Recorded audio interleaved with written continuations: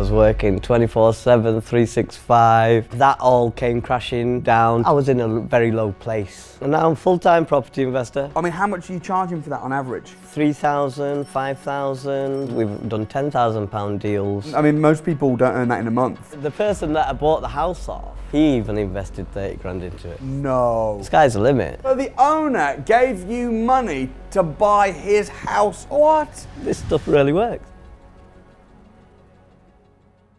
Mohammed Ullah, how you been? I'm brilliant, thank you. You've absolutely smashed it, and I've loved watching your journey on social media. Yeah, definitely worked hard for it.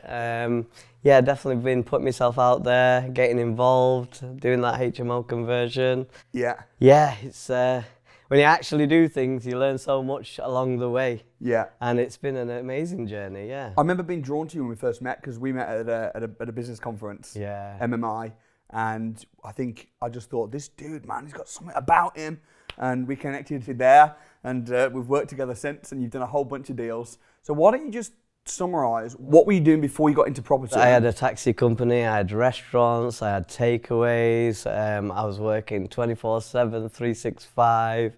Yeah, I was a workaholic. That all came crashing down 2017. We lost the operator's license in the taxi game.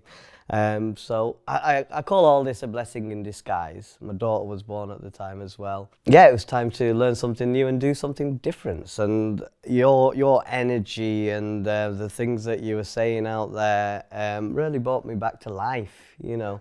And I thought, right, yeah, you know, I'll go to university, learn something for 3 years, 5 years, and then become doctor, whatever, and that's it. But when you learn property, entrepreneurship, business, the sky's the limit. Yeah.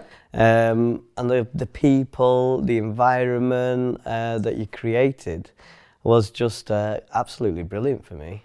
It took a little while for you to get your first deal though with us, didn't it? It took a good few months. It did. And you were complaining a little bit about, no one wants to buy deals, it's a bit tricky. A big thing was my own mind frame and where I was at. When you've worked 10, 12 years of your life hardcore at something, and you know, all of a sudden you have to dismantle everything you've done, it has an effect on your head and the things that you're saying. You know, you're going to get that anger out, and you carry that anger with you. Mm-hmm. And when you're carrying the anger with you, you're thinking negative of everything that comes around you. Right. At that time, you know, I was in a very low place. Mentally, I was moaning. I mean, you still moan a little bit. No, I'm very positive now. You are. I'm very positive now. But you can, it's quite easy to moan, because 90% of the things that we see in social media and see in the world in the news is crap. Yeah. So we become that crap magnet. Right. That 10% of people, the entrepreneurs, the businessmen, are programmed to, no, I don't take in crap. I stop the crap. I don't take that in. And I've got to train my brain to gain, and I've got to see the positive in everything. Yeah. You know, you've got to put a block on the crap that's out there. Yeah. Or else it just drags you down. But bad news sells, doesn't it? So even if I do a YouTube video, if I put something negative in the title, it will get 100 times the views. And I think in the same way with the TV and mainstream media, they know if they say, oh, there's a great thing that's happened, or oh, there's a new school in this area, and no one cares. But if they say, oh, this school just got burnt down, then it's suddenly everybody wants to buy the newspaper. Exactly. So these businesses, the big media companies, they're always going to spin things negatively. If they say, oh, this person's really rich and he's helping lots of people, no one cares. But if they say this person's really rich and we think he's doing tax fraud, woof, it's a big story. Boom. So because of that, we're surrounded constantly by negativity, negative people, negative media, negative news stories. And I know you just had, you'd closed your business down. What do you think changed between you struggling to sell your first deal and thinking, man, this isn't happening, now you're selling loads of deals, you've done your own financial freedom challenge, you're buying houses, you're selling houses. Like, what do you think was it just mindset, or was it skill? Mindset, skill. When I was training, I didn't know much. As I left the training, I learned. You use social media, lots of groups out there. Confidence has grown. Yeah. Confidence doesn't grow in just one day, 1 week, 2 weeks. 3 months, 6 months, 12 months. Yeah. You know, confidence grows. I'm 2019, 2022 now. My confidence is back. I know what I'm talking about when it comes to property. I spoke to many people, all on different levels. You know, now I know I'm a professional property investor. Yeah. I know what I'm talking about. And now you're a full-time property investor. Full-time, part-time, yeah, I like to call it like a retirement job, Yeah. you know. But yeah, full-time property investor. Great deals always come my way. They do. You know, the mantra, you know, I'm a property investor. Great deals always come my way. I've been saying that, and they do. Yeah. And they do. People are always contacting me. I've got this, I've got that. What do you think? You know, and the great deals do come our way. Talk to me about what deal selling is, because I want to know how do you do it? How does it work? How do you find investors? How do you close the deal? What is the product? What is deal selling? So deal selling, we go out there, we find deals all day long.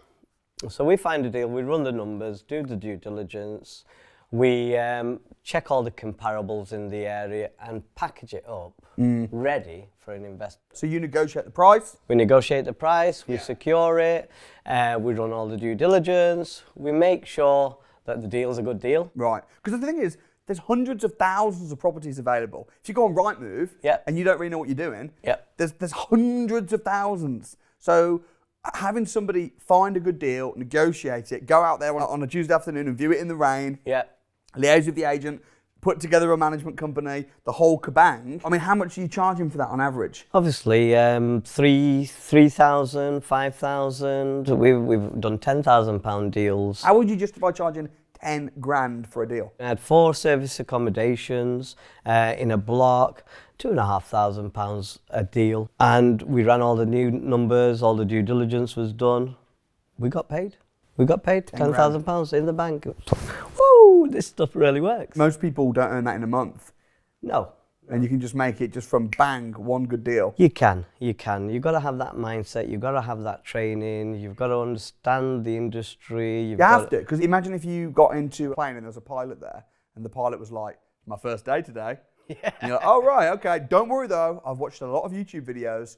You're not going to trust your life, you're not going to put your life in the hands of somebody. And in the same way, when someone's putting their life savings in the hands of somebody, they want to know that person knows what they're doing. They've been trained, they've got good relationships with the agents, they know how to stack a deal, they know how to do proper due diligence before they'll pay. And of course, you know, presumably you have a calling off period, right? Yeah, of course. So if you're selling a property, you're going to say, look, you've got maybe 14 days to go do your own checks, get a survey on it, and then if you're not happy, you'll get a refund. But it just saves the investor so much time and aggro. If they're a busy doctor working in London and they want to invest in Manchester, just the petrol alone and going back and forth and often viewings, you get gazumped or the viewing cancels an hour before. People haven't got the time, so they'd rather pay you 3 grand. I've had my investors look at a deal and then not go ahead with this deal because it was whatever reason, it was in a bad neighbourhood or whatever. Your neighbours are this side, that side, and you know, even if it's a bad neighbourhood, houses do get rented out. Yeah. And they've not taken that deal, and then they've seen something else that's come on my list, and they've inquired about that, and then they've gone with that. But they missed out on that one, and the time 6 months down the line, they've come back and said, oh, well, I'll go for this one. They missed out on all that. Missed out on all that rent. Time is money. Investments are investments. It's like to find a deal. Well, now we're in the trade. Now we've got so many co-sourcers that work with us. We've got so many people, agents calling us up. Do you want this? Do you want that? We built that network. For one to go and build that network, it takes time and energy. Again, training as well. You know, it's important to know what you're talking about. Yeah, because you invested on the full academy.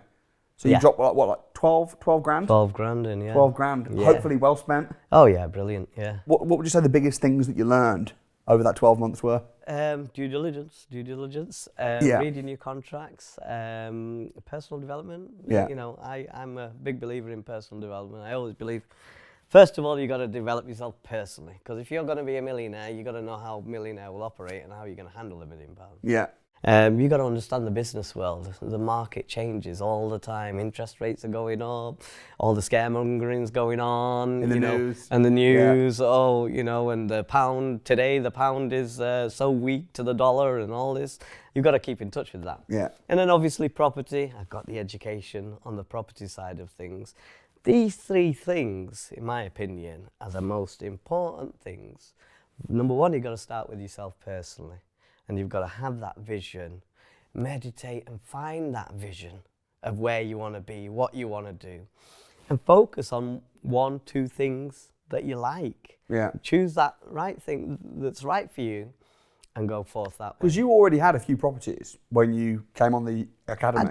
I did. These were without education properties, so I had the money, I just put it into the property, thank you very much, let it grow. Yeah. But when you work out your ROI and you work out how to do things properly, it's a different story altogether. Yeah. It's about, right, actually, well, if I didn't go for that and I went for something like this, then I would have got more money back on the money that I'm spending. Because now you're doing like HMOs, serviced accommodation. Yeah, well, I mean, HMOs are crazy because an average place in Manchester might rent out a small house, 2-bedroom, 3-bedroom house, 600 quid, 700 quid a month. yeah, correct. But you'll rent a room out for 500 quid. Yeah. So it's like, why don't you just rent it out room by room and Yeah. collect a couple thousand, or serviced accommodation? Yeah. If you rent it out on a nightly basis, Yeah. as long as you do your due diligence properly, Yeah. you can get 3 or 4 times as much profit.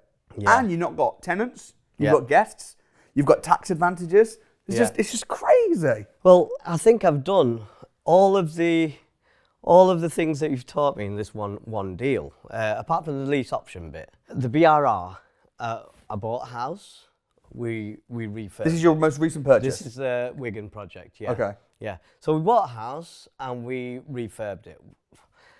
Number one, the deal selling, it was to be sold to an investor, a Netherlands investor. Everything was done, loan agreements ready to sign, and at the last minute, he pulled out of the deal. I sat there with the solicitor and he pulled out. And I was like, Why did he pull out? I don't know, he must have got cold feet, something, whatever. Got nervous? Nervous. Something in the negative media got him. Yeah. So I was like, damn, this is the last minute. We've got, for me to get this over the line, I've got this problem, that problem, that problem, that problem to solve. And as you do as an entrepreneur, boom, right, first problem, right.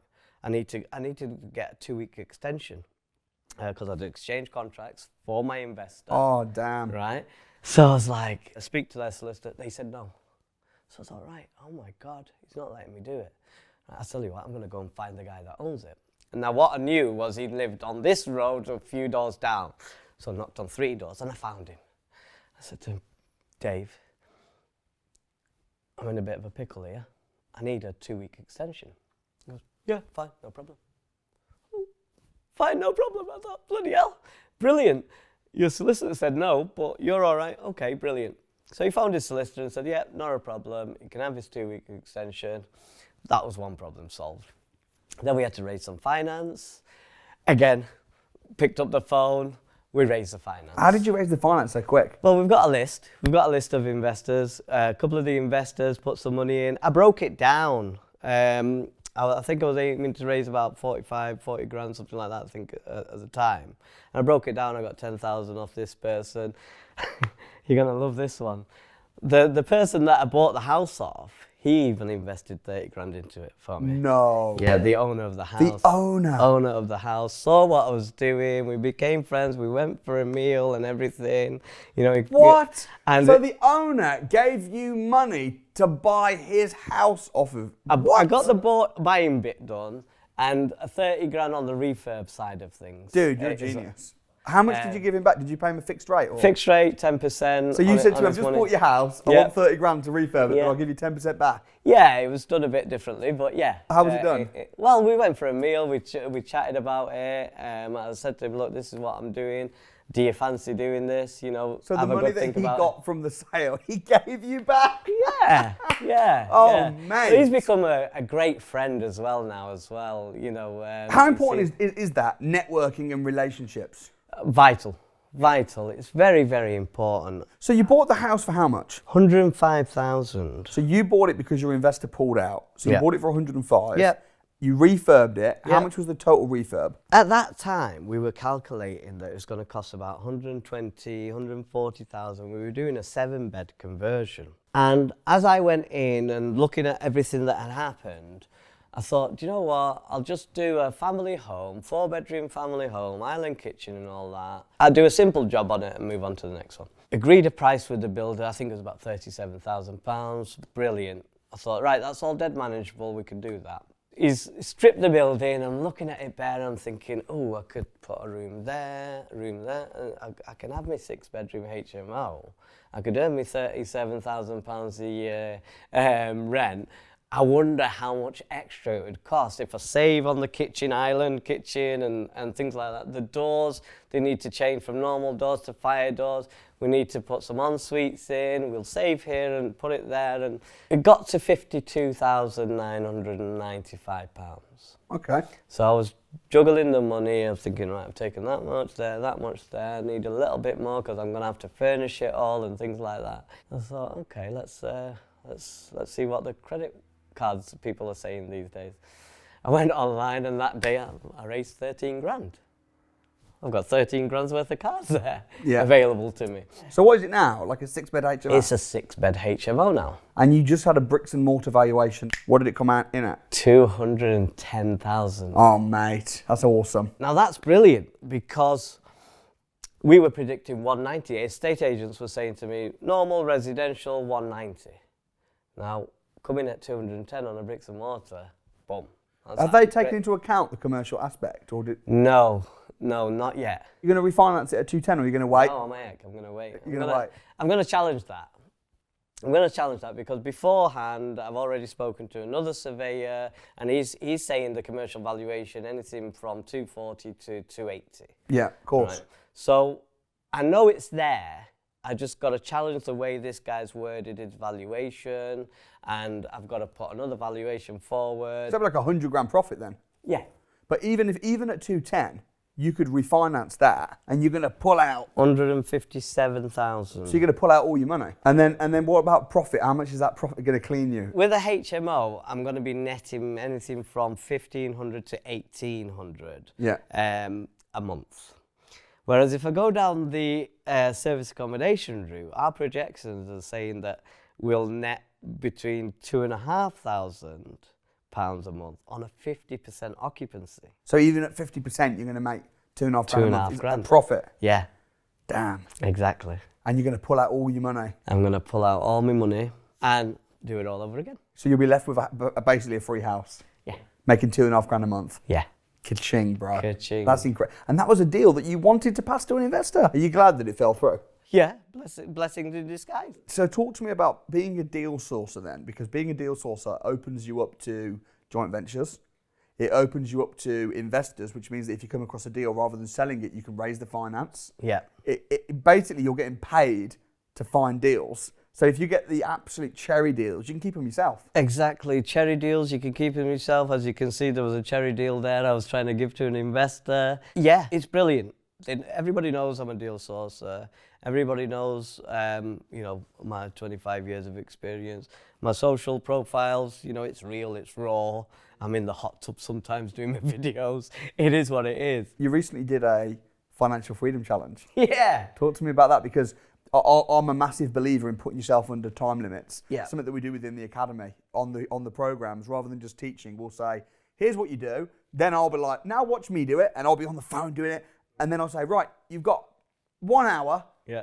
Go get a deal. And it's when you're under that pressure. Yeah. And it is stressful because it's like, but if you're not stressed and if you're not stretched, you're not growing and you won't do it. So when I saw that you were putting yourself under a 7-day challenge and you were saying, right, I'm going to go like crazy. You're working with, what was his name, the guy you're working with? Liam Taylor. Liam. Yeah. You and Liam went out on the road 7 days. What did you guys achieve in a week? We did. We smashed it. So at first, we went out there, phone bashing. You get your 100 no's. We put it down to 100 no's before you get one yes to a viewing for service accommodation. So we got a couple of viewings, got there, and then they go, they don't allow service accommodation. They don't allow corporate lets. So then, right, okay, we're in the area, so we went knocking on some estate agents' doors. We walked into this estate agent. At first, the estate agent was saying, no, we don't do corporate lets. And then the owner of the estate agent came out, but I'm just refurbing this house up and making it 4 apartments. straight away there and then we went round to the house, weighed it all up with him, and we saw that brilliant. This will work absolutely brilliant. So that we saw that, we went to Sheffield, we travelled all over the country. We got deals here, deals there, deals there. Then we came back, packaging them up, writing it all out, and getting them ready to sell to investors. How much money did you make? I think it was about £18,000 altogether. In a week? In a week. And when you see that money in your bank account, you're like, wow. And it goes to show what you can do when you put yourself under time pressure. What would you say about, in terms of areas, where's your main patch where you're doing deals? I really like Wigan. I've actually stayed in the house and done bits and, know the area quite well now. So personally, I like Wigan. If I can get a couple more around there, I'm quite happy with that. How do you grow your investor list to sell deals to? Well, you got to give value to people. You've got to share your journeys, and people see what you're doing. I put a video of me painting a fence on Reels. And I'm like, this has hit 5,000 likes, this has hit 10,000 views and things like that. And I'm like, wow, I got to keep doing. And I've started doing more and more Reels. Social media is a good tool. Absolutely amazing. It's unbelievable. Yeah. There's so many people just watching, scrolling. Even I've done it. I've scrolled, and my screen time's like 5 hours today. And I'm like, oh, I need to be on the other side. I need to be making content rather than watching content. Yeah. And that's one of the things that I was taught, on one of the programs that I did with marketing. Because ultimately, property investment is a business. You need to be able to market your products. You need to be able to stage the properties well. Yeah. You need to be able to sell. Yeah. You're constantly selling to estate agents, to investors, also to tenants. Yeah. You need to be able to run the operation. You need to have a smooth operation, systemize everything. Yeah. You need to understand finance, tax, bookkeeping. It's a business. Your house is your product and your tenant is your customer. How many crash courses do you think you've been to, Mo? Till I got banned, do you mean? I've probably been to about 20, 30 of your crash courses. What is it about? Because obviously we've got the academy where we have mentoring and very advanced training. Yeah. But the £1 events, Yeah. people think, oh, it's only £1, it won't be very good. Yeah. But they're pretty good. They're very good. The energy, the training, the value. Every time you go, I learn something new. Yeah. Watching you and master at his works, all these people that you do help, all this, anybody that's watched a Samuel Leeds video has taken in something. Yeah. And a little seed's been planted in the back of their heads, right? Now it's down to them what happens with that seed. Do they water it or do they just let it die? Yeah. But Samuel Leeds is in their head. And Samuel Leeds keeps giving value, keeps giving content, keeps working his ass off, right? And going up and down the country to help people learn. Yeah. And earn and grow and make their lives financially free. Do you think one of the reasons that you've been so successful though is because you're very coachable, you're always learning, aren't you? You're a massive believer in being a student, and I am as well. We met at a training program that wasn't mine. Exactly. I was on someone else's course and I bumped into you there. Yeah. So do you think that one of the reasons you've been so successful might be that continual growth mindset? Learning never ends. Doesn't matter how old you are, you can still learn, right? And it's vital to keep learning. The more you learn, you grow. Keep growing. If you're not growing, you're dying. Yeah. So grow. Yeah. Even with 25 years of business experience doing this project, I've learned so much. Right. The first building inspector told me I need a soundproof test doing to it. We did a soundproof test and it failed. Now, only by 1 decibel here and 2 decibels in that room. But it meant I had to spend another couple of grand to get this right. Then the second building inspector came and said, no, this is not a conversion, this is an adaptation. And when you're doing adaptations, you don't need a soundproof test. Same council, 2 different building inspectors giving, 2 different... Crazy, isn't it? Yeah. So you saved on that extra 2 or 3 grand that you would have spent? Yeah. And that's it just shows the importance of knowing your craft. But I wouldn't have known that. And even another soundproof guy that I was speaking to, because you've got to speak to a few people that are experts in the industry. Yeah. Even he didn't pick it up, but when this second building inspector came, he picked it up. Okay, I've learned something new there, and hopefully all your viewers have learned something new here. Right. And it's like, you got to share that knowledge. 100%. Share it. Share it, why not? A lot of people don't though. A lot of people that are in property, I feel like there's a very competitive nature. Oh, I'm not telling you. Yeah. Oh, no, I'm going to keep that secret. Yeah. Nah, what you taught us was tell Yeah, them. exactly. So, share it, share your knowledge. What have you got going on at the minute? What's in the pipeline now? To do another 6-bed HMO with en-suites. Yeah. This one's going to cost less to do, a bit more to buy. It's in a great location. My property is like 500 yards away from a Premier Inn. So thanks to Premier Inn, they've done the market research. Exactly. Yeah. If they've spent 10 million building a Premier Inn hotel, Yeah. they've done the market research. All you got to do now is just get a small little unit or a small little property. You know that there's demand. Exactly. Make the supply better. Exactly. And the demand is there and you will make money. Yeah. Clean, comfy and convenient. Right. Simple attitude to live by when it comes to the essays. That's what people want, convenience more than anything. Yeah. Speed sells. Yeah. What would be your greatest advice if you're going to leave people with that are wanting to get their foot in the door on their first property? Get out there, learn, trading first. Yeah. Learn these things, hang around with like-minded people, get yourself in Facebook groups and things like that. There's great groups out there. Get yourselves in them, ask questions. Just do it. Yeah. Just do it. Love it. Well, Mohammed, I appreciate you. I appreciate your friendship. And keep on winning, brother. Yeah, always. Thank you for having me.